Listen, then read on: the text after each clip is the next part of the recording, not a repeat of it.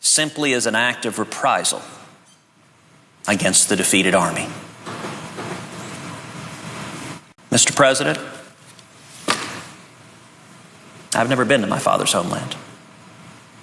I've never been to Cuba. My father has not returned to Cuba in 60 years, over 60 years.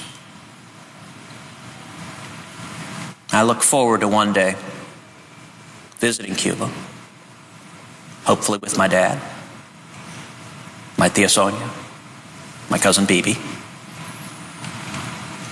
and seeing a free Cuba where people can live according to their beliefs without fear of imprisonment, violence, or oppression.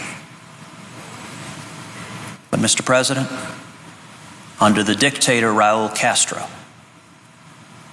today is not that day.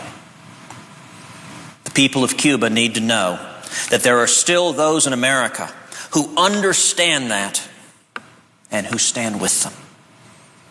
Not the corrupt and vicious crime family that has oppressed them for so long, that has enriched themselves, accumulating millions and millions of dollars in personal wealth, living like emperors and kings, while they've oppressed the people of Cuba. You know, those in Hollywood, those in the academy, those in the Obama administration, they think that communism is about equality. There is nothing equal about Cuban communism other than equality of suffering, other than equality of misery, other than equality of hopelessness.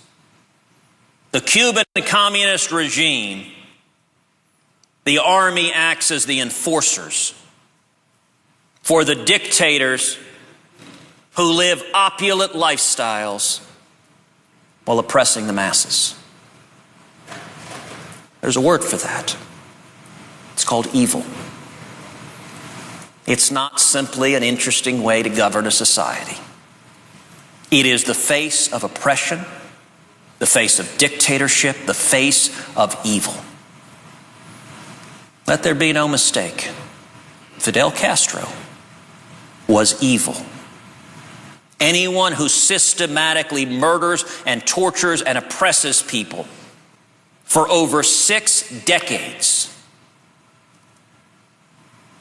embodies evil. And I have no doubt that right now, today, Fidel Castro is facing the ultimate judgment. That is cause for celebration. But I look forward to celebrating the end of his dictatorship and his repressive regime and the return of freedom to Cuba. Thank you, Mr. President. I yield the floor and suggest the absence of a quorum. The clerk will call the roll. Mr. Alexander.